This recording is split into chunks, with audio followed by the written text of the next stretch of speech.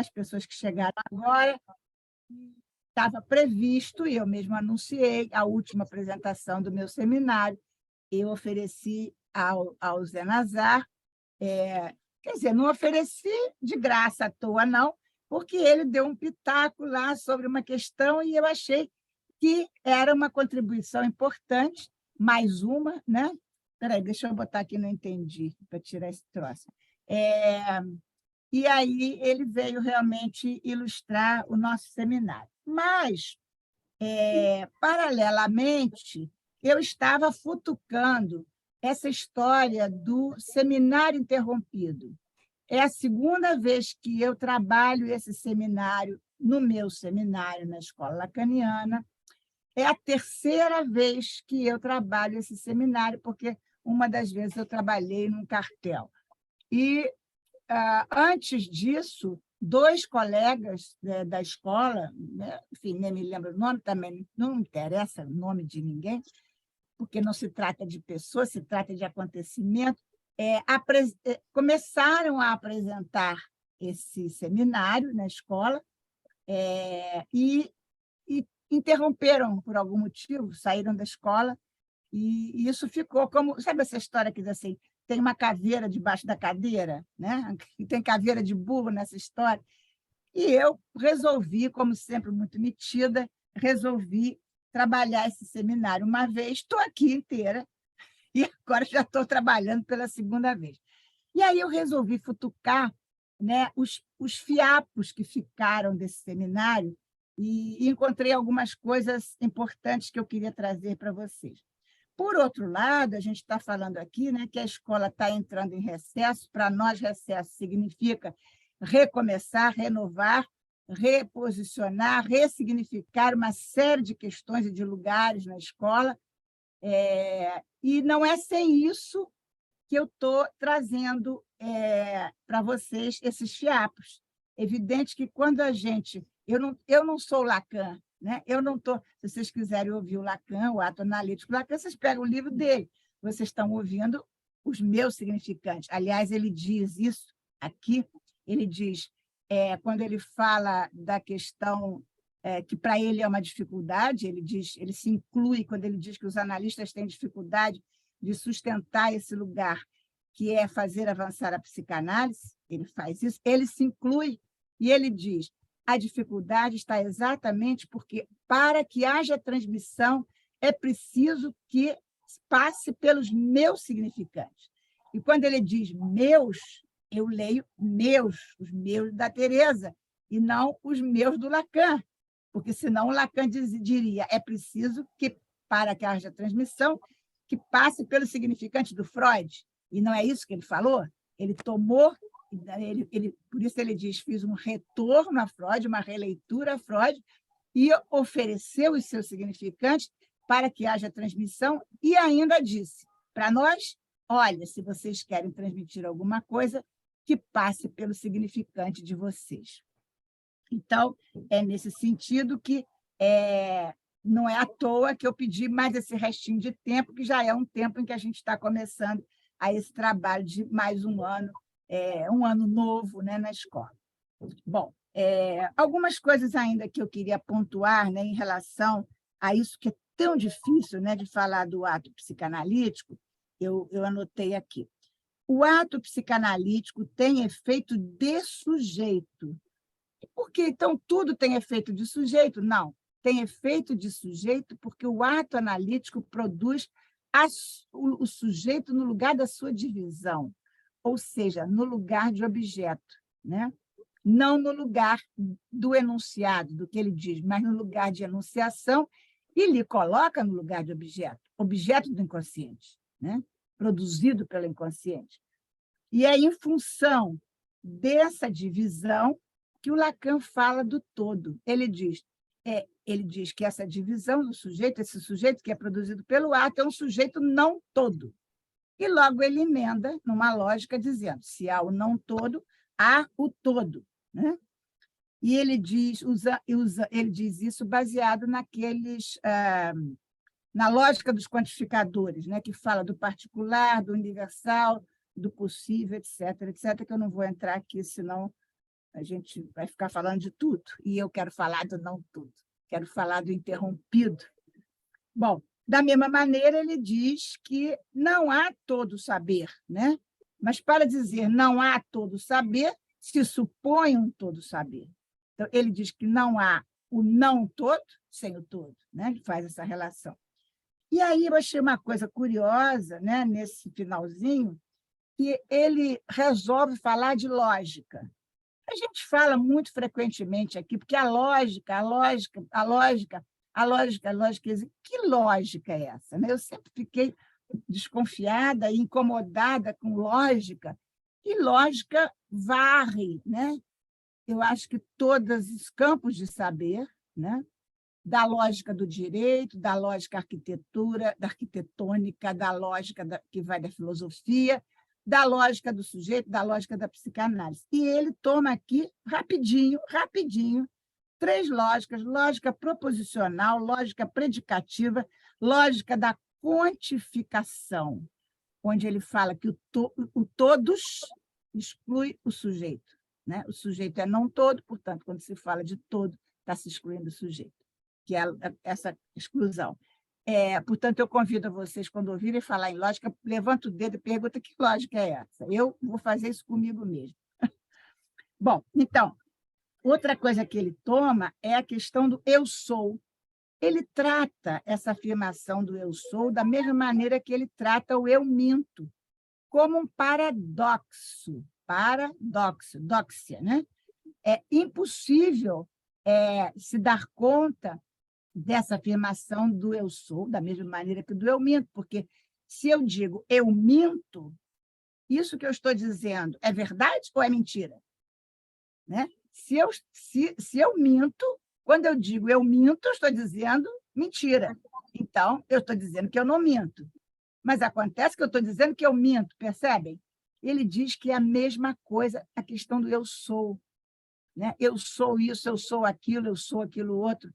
Quando você diz eu sou, imediatamente você está se referindo à necessidade de afirmar discursivamente aquilo que você não é, né? Aquilo que diz respeito à sua falta, ao seu não todo. Né? Inclusive, aí eu acrescento, eu sou psicanalista. Né? É um paradoxo. Não se pode dizer eu sou psicanalista, porque se eu sou psicanalista, eu não estou dizendo que sou. Se eu digo que sou, quando eu digo que sou, eu não sou psicanalista, porque o lugar de psicanalista é lugar de escuta. Né? Que mais? Ainda nesse trabalho, né, do não, né, do papel do não saber, do não ser, ele fala também sobre o não saber da relação sexual. Né? A relação sexual não existe, diz ele, e, portanto, o não saber sobre o sexo. E aí ele fala uma coisa que eu resolvi ler para vocês, né, que é a propósito do ato sexual. Está no 3º parágrafo da página 244. Desde já, obrigada pela paciência de vocês. Aqui. 3º, 1, 2, 3. Não é absolutamente disso que se trata, é também por isso que ele não tem que tomar partido. Está falando do psicanalista. Se é natural ou não natural, em que caso é, em que caso não é, não tem que dar palpite. Simplesmente ele, o psicanalista, instaura uma experiência na qual ele tem que meter sua colher em nome dessa função terceira, que é esse objeto A. Então, ele só pode estar metido, ele usa a expressão meter a colher, uma tradução, né, do francês, que eu não sei, mas ele só pode estar metido enquanto objeto, jamais enquanto sujeito. E continua. Enquanto objeto A, que desempenha a função-chave na determinação do desejo, que faz com que seja, com efeito, o recurso da mulher, quanto ao embaraço em que a deixa o exercício de seu gozo e sua relação com o que diz respeito ao ato. Posso ir muito longe, posso dizer o que lhe é imposto. Aliás, pareço estar fazendo uma reivindicação feminista, mas não acredito nisso. É muito mais amplo que isso. O que lhe é imposto está na estrutura. Isso que a designa na dramatização subjetiva relativa ao ato sexual que a função do objeto A lhe impõe, à medida que ela, a mulher, mascara o que está em questão, ou seja, um oco, um vazio, essa coisa que fala no centro e da qual posso dizer, ou seja, que está no centro, posso dizer que é essa coisa que tentei simbolizar, que parece que o homem e a mulher não têm juntos. E guardem a escolha dos termos que usei, nada a ver. Ele usa a mulher para exemplificar com uma analogia à posição do analista, né? Que é feminina, a meu ver. Bom, o que mais que eu achei importante? Ainda nessa linha do eu minto, do eu sou, do eu não sou, etc., ele fala da potência da mentira, de um lado, potência da mentira, de um lado, e a verdade da impotência, e diz que elas se entrecruzam. A verdade, a potência da mentira e a verdade da impotência. Eu acho que ele está falando desse lugar do não, desse lugar da falta. Essa é a verdade, essa é a impotência que diz a verdade, né? No lugar do desejo, portanto. Da mesma maneira, ele diz que não há um ponto de encontro entre saber e verdade, né? Há uma falta, uma falha. Ele fala ainda da questão da vida privada do analista, né? E ele diz do bom analista, um analista bem-sucedido, né?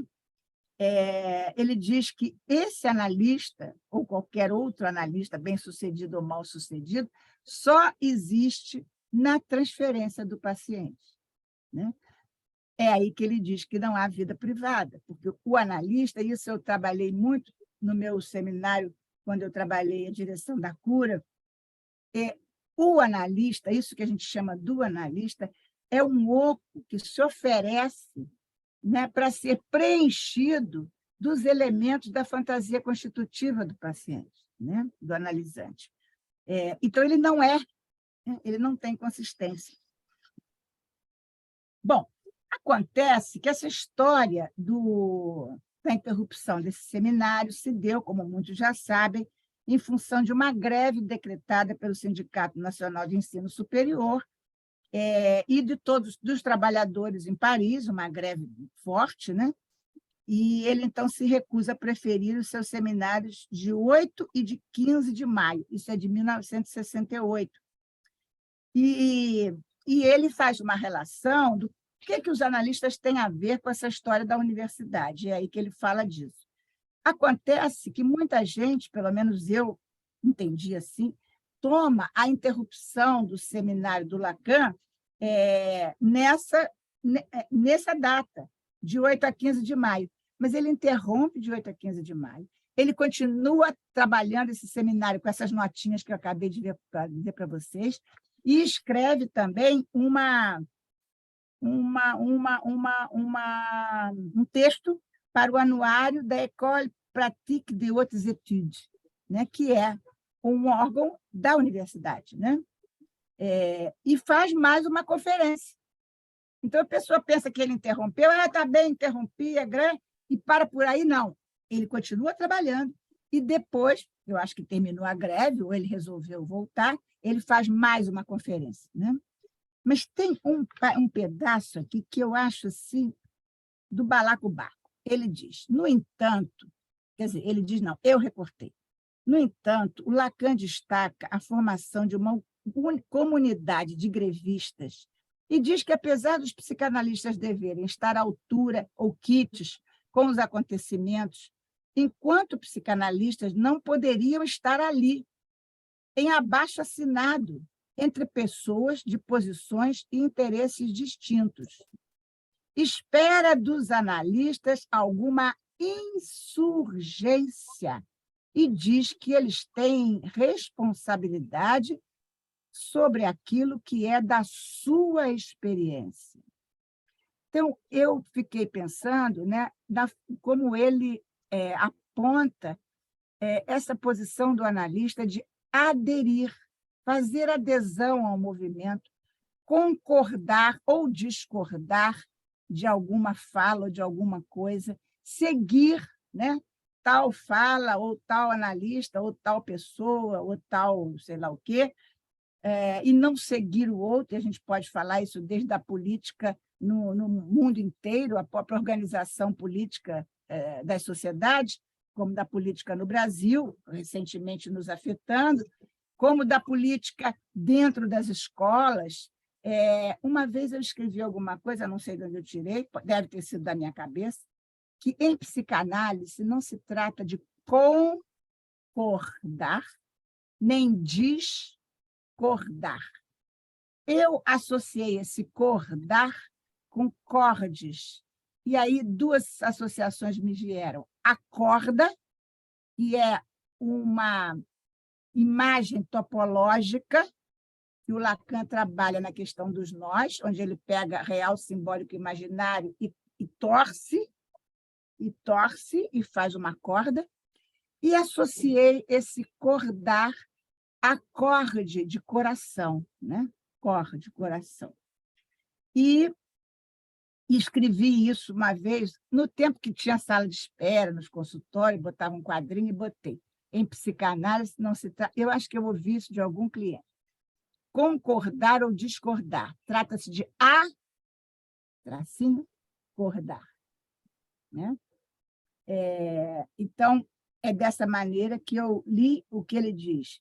Os analistas têm uma responsabilidade, ou ele diz, eu espero, a dos analistas, uma insurgência que responde à sua experiência. Lá atrás eu disse para vocês que ele pede que a gente, ao transmitir, a transmissão tem que passar sobre os nossos significantes. Né? E ele diz para ele dos dele e deixa para nós passarmos pelos nossos.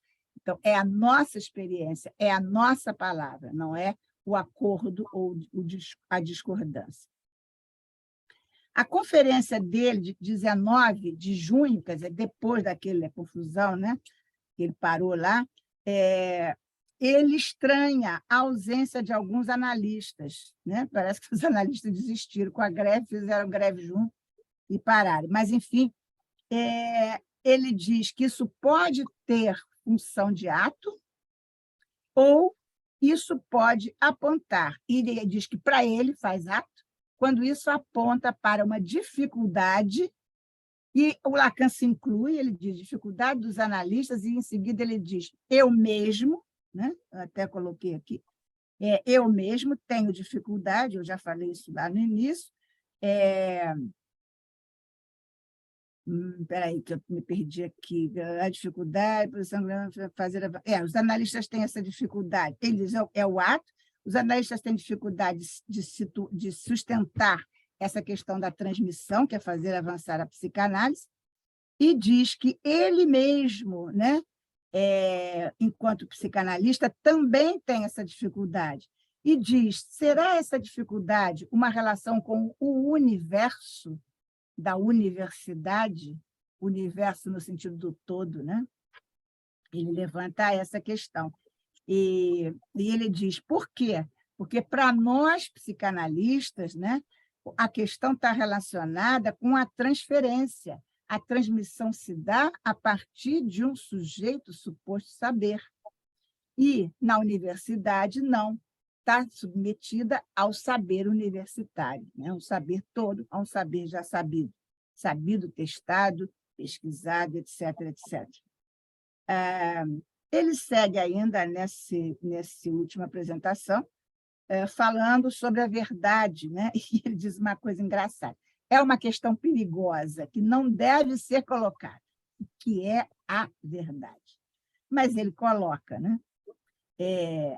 E aí ele diz, a verdade jaz, não é qualquer verbo, no ponto onde o sujeito recusa o saber. E aí ele usa aquela frasezinha chavão que a gente repete, está ela aqui, nós vamos agora mastigar ela. O que é recusado no simbólico retorna no real. É uma frase que a gente repete, e eu coloquei. O que é recusado no simbólico retorna no nó real. No nó real. né? Ou seja, naquele ponto do ato, onde se esconde a verdade do sujeito, onde esse ponto aparece como sintoma, seja nos nossos consultórios, nos nossos analisantes, seja no sintoma que o analista toma, sim, toma ao final das suas análises.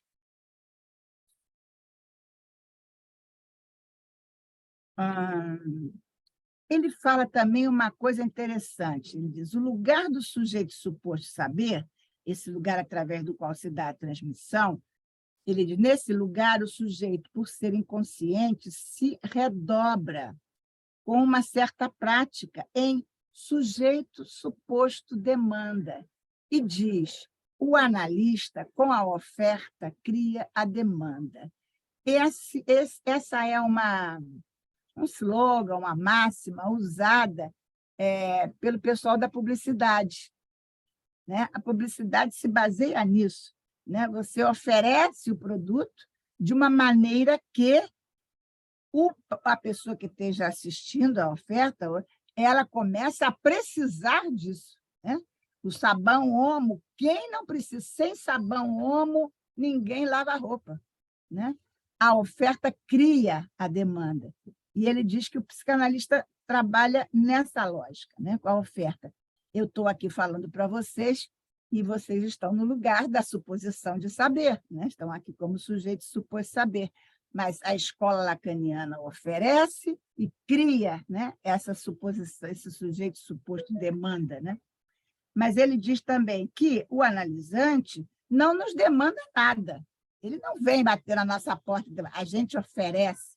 O Freud, ao descortinar as formações inconscientes naquelas pacientes, né, que vocês sabem, ele cria na sociedade uma terceira grande ferida narcísica. É assim que a história da psicanálise chama a descoberta da psicanálise. A primeira seria que a Terra não é plana, é redonda, isso está hoje em discussão de novo, e a outra seria que a gente gira em torno do Sol também, não, que a Terra gira em torno do Sol, que não é os planetas que giram em torno da Terra, então outra perda narcísica, e a terceira seria que o eu não é dono da sua própria morada, portanto, constituição do inconsciente. É aí que ele situa, portanto, né? Por que eu estou falando isso? Me deu uma perdida aí, mas eu estou indo. Então, ele diz isso em função dessa perda, né? E que ele vê que a psicanálise se coloca, daí a dificuldade da psicanálise na universidade. Mas ele diz dificuldade diante da qual há que se insistir, né? Bom,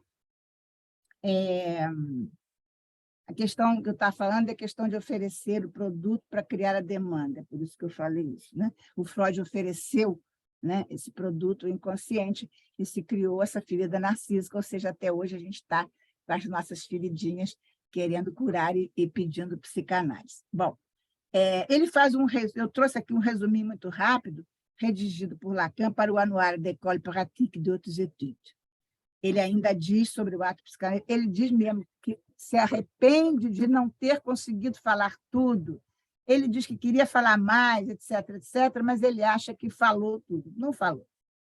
Ele diz que o ato psicanalítico é uma passagem necessária de psicanalizante a psicanalista, que se reproduz, vou falar bem devagarinho, passagem necessária de psicanalizante a psicanalista. Eu gostaria que o Simil tivesse aqui.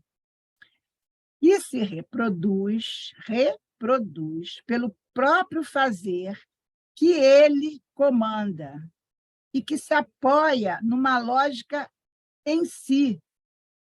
Esse ele ficou assim, não sei quem é o ele, está aqui. Passagem necessária de psicanalizante a psicanalista que se produz pelo próprio fazer que ele comanda e que se apoia, essa passagem, numa lógica em si, que destitui o próprio sujeito que o instaura. Ora, a gente pode ler esse ele como psicanalista, que está lá atendendo ao psicanalizante, como a gente pode falar esse ele com o psicanalista que está surgindo nessa passagem. Porque se ele diz se o ato é necessário, essa passagem é necessária entre a psicanalizante e psicanalista, quando ele fala esse ele fica, né? Tem analista para os dois lados, certo? Aí ele diz em seguida, o psicanalista, aí ele dá um nome aos bois. Aí, esse que está aí, cai na medida em que o analisante tome o objeto A como causa de seu desejo. É o psicanalizante que mais sabe dessa destituição subjetiva a que ele reduziu aquele que a comandou. Aí ele está dando nome aos bois. Vou repetir. É o psicanalizante que mais sabe dessa destituição subjetiva a que ele, o psicanalizante, reduziu aquele que a comandou, o psicanalista. É ele, o psicanalizante, que precisa dizer que ele, o psicanalizante, é o saber. Essa liberação deixa ao analisante, a herança não está muito bom, deixa lá, passar adiante. A destituição, agora está aspiado, a destituição subjetiva não é menor, interditando esse passe pelo fato que ela deva, a destituição subjetiva, como o mar, ser sempre recomeçada. Olha que interessante, né? Ele diz que a destituição subjetiva, que a gente tem uma ideia, pelo menos eu, de alguma maneira, formei essa ideia em algum momento, que a análise, o processo de análise produz destituição subjetiva, né? O sujeito cai na sua divisão, E que, num determinado momento, numa dessas quedas da sua divisão, seria, então, a queda última da divisão, seria, então, a passagem de analista, de psicanalizante a psicanalista, que seria o final de análise. Mas ele diz que não. Ele acabou de dizer aqui que a destituição subjetiva não se esgota ao final de análise. Aquelas que foram feitas lá atrás, ela se mantém. Olha como ele diz isso, a destituição subjetiva não é menor, ela não interdita esse passe, ela não disputa com essa passagem do psicanalizante ou psicanalista, pelo fato de que ela deva, como o mar, ser sempre recomeçada.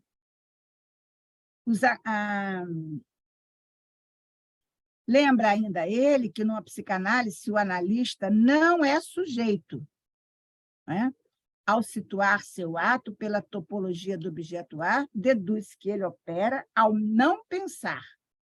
Por isso, toda a segurança do ato, a gente não pode dizer esse ato, aquilo não é ato, porque toda a segurança do ato está na sua falha. E qual é a sua falha? A sua falha é a divisão do sujeito. E quem é que sabe da divisão do sujeito? Aquele que sofreu o efeito de ato, né? O ato, por se produzir no espaço do incurável, nunca pensei em ouvir isso, né? O ato se produz no espaço do incurável, é o espaço do não pensar, é onde não penso, né? Possibilita isolar a virtude de uma tomada de palavra que já estava lá. O ato por se produzir no espaço do incurável. É assim que eu pretendia falar para vocês desse interrompido, né, do seminário do ato analítico. Agradeço demais a escuta de vocês com esse chiapo, né, esse arremedo de fala, e gostaria muito de ouvir vocês.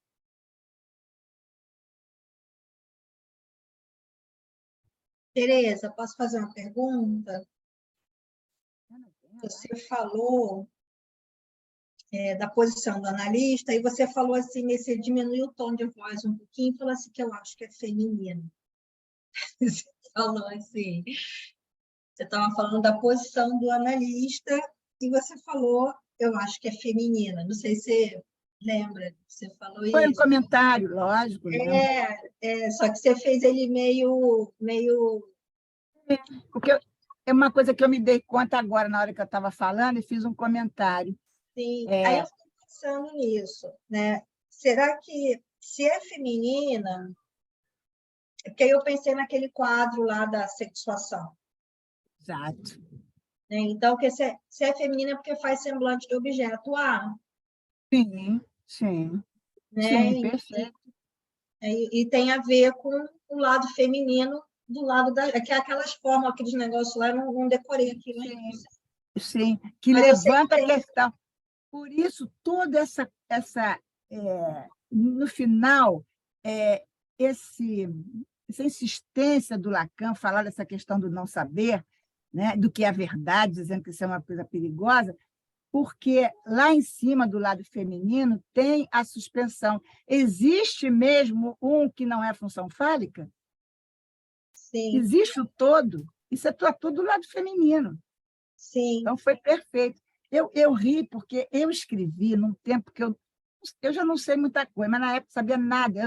Eu estava entrando para, quem é aqui mais antigo lembra, o Instituto Freudiano de Psicanálise. Estudávamos Freud, isso foi em 70, mais ou menos, quando começou a chegar Lacan e o Colégio Freudiano, todo mundo querendo estudar Lacan, aí acabou o Instituto Freudiano, porque o pessoal foi atrás do mago para saber Lacan, porque era a grande moda dos anos 70 no Rio de Janeiro. Eu escrevi um artigo, gente, onde eu falo disso, a psicanálise, a mulher e a não sei o quê. Mas é lógico que não tem nenhuma teorização por baixo, meio achismo, mas uma coisa meio romântica, mas eu já intuía, né, dessa questão do feminino na psicanálise. A já ver é que sempre houve isso não justifica tudo, mas, enfim, uma grande presença de mulheres na psicanálise, o que não quer dizer que a mulher seja toda feminina. Sim. Eu até pensei, no outro dia, E pensando na sobre o mulher. gozo das mulheres, o Lacan aponta: as psicanalistas não dizem nenhuma palavra. Incurável. É o lugar do incurável. Bom, posso fazer algumas Aí observações, terminou? uns comentários? Sim, Está eu na fiquei agora, eu ordem? entendi o que a Tereza falou, a Nazar, mas deixa, depois eu pergunto. Tá. Tem Eu problema. disse que o Lacan comenta, eu não me lembro exatamente onde, eu acho que é no seminário 20, no seminário mais ainda, Ancor, que, a propósito do gozo das mulheres, as psicanalistas mulheres não dizem nenhuma palavra. Tá, eu não entendi o Bom, mote. eu queria fazer Porque alguns não há comentários. possibilidade de falar desse lugar. Não há Não fala simbólico. porque não tem como falar. Entendi. Desculpe, Tereza. Porque quando se goza, goza-se falicamente, portanto, do lado masculino. É Do lado isso, no final das masculino. contas. Aliás, eu costumo dizer, ou você goza ou você conta. Essa história de que dizer, eu E eu gozei entendo que ele está falando do gozo, inclusive, o que é mais interessante, o gozo discursivo. Entretanto, ele diz que tanto os homens quanto as mulheres podem frequentar o lado feminino, né? Não tem nada a ver com a questão anatômica, tem a ver com o discurso. Eventualmente, não o tempo todo, mas eventualmente pode-se frequentar o lado feminino. Os poetas o fazem muito bem. No outro dia eu me perguntei se a mulher obsessiva é homem, mas fica para depois.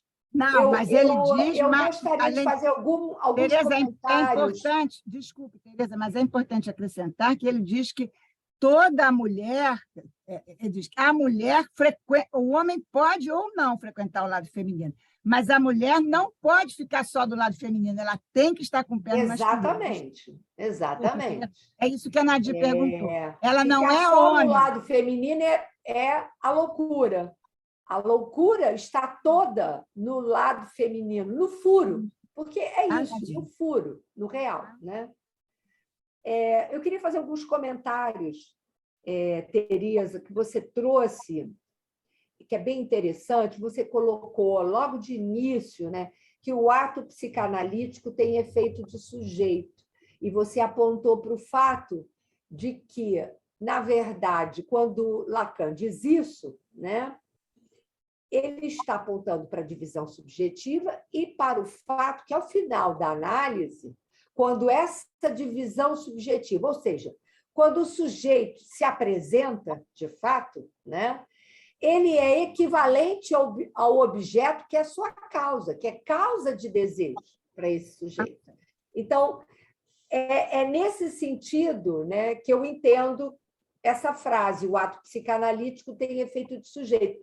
Porque, ao contrário do que a gente pensa, ou pelo menos muitos pensam, durante a análise, o sujeito está eclipsado pelas suas demandas. Então, digamos assim, nesse terceiro ato analítico, nos vários cortes, nas escansões, ao longo do trabalho de transferência, que é possível, ao final, desistir de quê? De ser. Que você trouxe também. E a questão do ser aponta para o desser, né? Dessa posição egóica. E aí, junta com outro ponto que você trouxe, que é bem bacana, que é o eu sou, eu minto. Porque o eu sou, onde há eu, está colocada, né, a falha, né, o engodo, desde o momento que o sujeito se constitui lá no estádio do espelho, que ele é o momento de júbilo, de gozo, em ele se deixar apreender pelo logro do imaginário. Simulação, né? Exatamente. Então, o eu sou, né? E, portanto, eu minto, é inevitável, porque onde você tem a pregnância, a consistência imaginária do eu, você está numa posição de engodo, né? Uma posição de demanda, inclusive, de reconhecimento e tudo mais. E você trouxe 2 pontos também que eu acho que é importante. Um sobre a relação sexual não existe, e que causa muita polêmica, porque a gente pode apreender esse aforisma de Lacan de várias maneiras, né? A relação sexual não existe porque cada um goza com a sua própria fantasia, né? A gente pode entender que a relação sexual não existe porque ela é um dos ideais do sujeito, a relação sexual, uma coisa puramente fantasiosa, né? De gozar junto, né?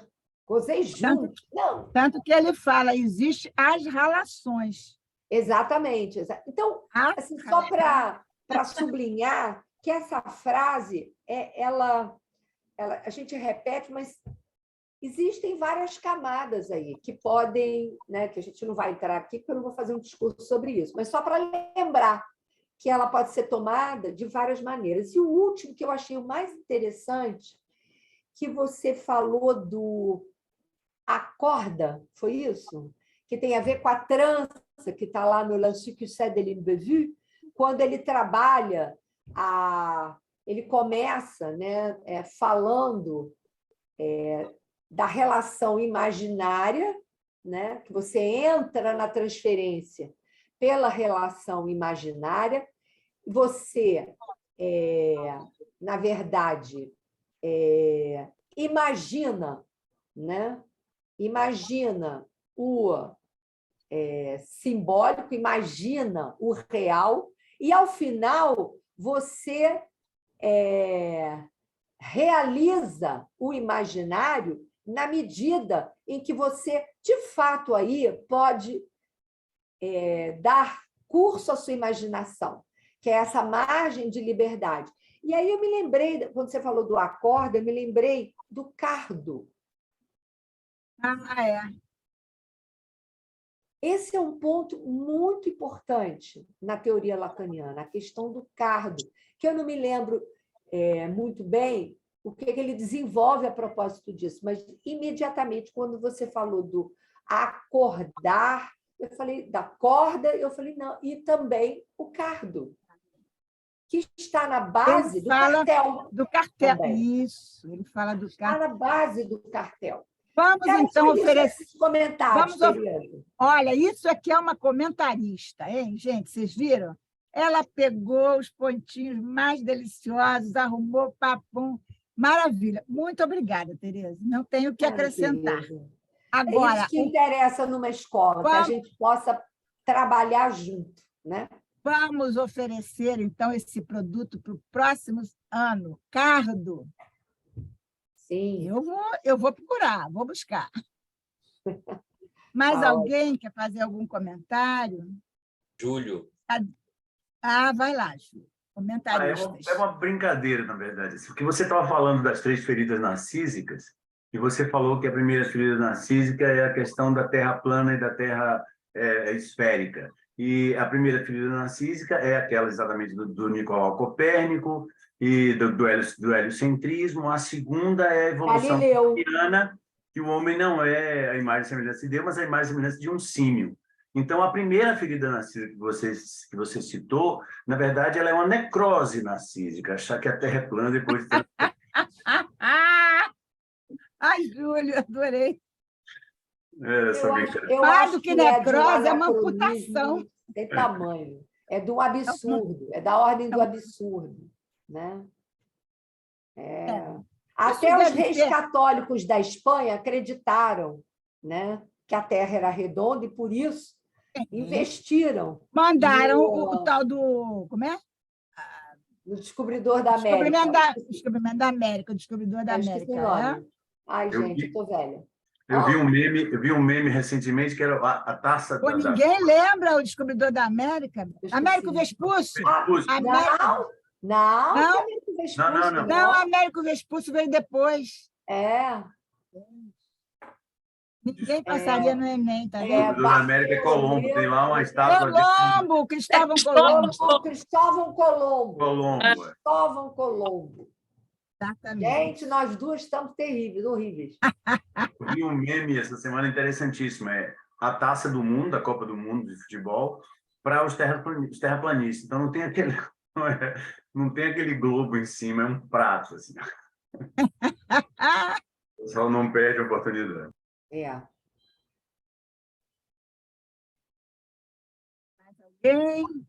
Posso fazer só mais uma pergunta? Se alguém vai fazer alguma pergunta, senão eu vou fazer. Uma observação sobre o Cardo, que o Lacan fala dele também na comissão de acolhimento, no ato de fundação de 64. E ele diz assim, eu estava lendo isso agora por acaso, isto é um gonzo, dito em latim, o que indica seu espírito. Só para ilustrar o que vocês estavam falando, que Tereza falou. Só para ilustrar, não, só para dar mais um gostinho, aperitivo. Vamos lá. Tereza, quando você falou que o analista é um louco, eu fui remetida lá para o significante, que Lacan fala que o significante é um louco também.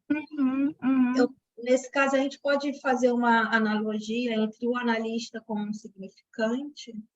Sim. É um significante e produz uma série de significados. Quando você busca um analista, você busca por aquilo que se chama o nome do analista.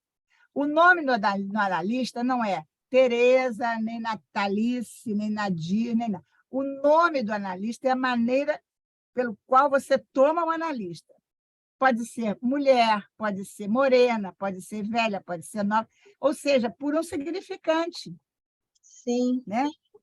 E um significante que porta uma série de significados que atendem à relação fantasmática que o sujeito tem com o outro. Sim. Né? Muito bom, obrigada. Ok? Como Alcibiades toma Sócrates, né? Como Alcibiades tomou Sócrates. Sim.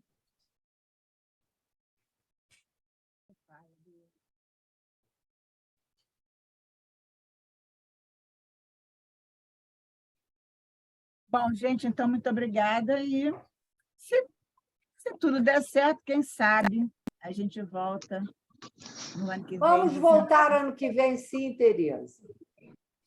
Todos Ah, nós estaremos aqui, com certeza, trabalhando. Vamos trabalhar, sim. Bora Foram trabalhar. ótimos fiapos, ótimos, para pensar. Beijo. Muito bom seu Beijo. seminário, Tereza. Muito bom. obrigada, muito obrigada. Também gostei. Beijo. Pior que eu também gostei. Isso que é o mais importante. Não Que foi bom. pesado, não foi difícil. Eu hoje estava assim, eu ando muito cansada, às vezes, eu não sei se eu estou fazendo mais Everybody. coisas, eu estou ficando velha mesmo. Mas eu falei, gente, até quando eu vou aguentar isso? Preparando seminário, aí pensando na minha página Psicanálise da Torta e Direito, e o aniversário da neta, e não sei o quê. Aí eu falei, estou cansada, como quem diz. Agora eu começo a falar de seminário, para tudo. Eu fico assim com 15 anos. Beijo. Beijo. Beijo, Tchau, gente. Tereza. Tchau, todo Obrigada, mundo. obrigada, gente. Até o ano que vem. Até.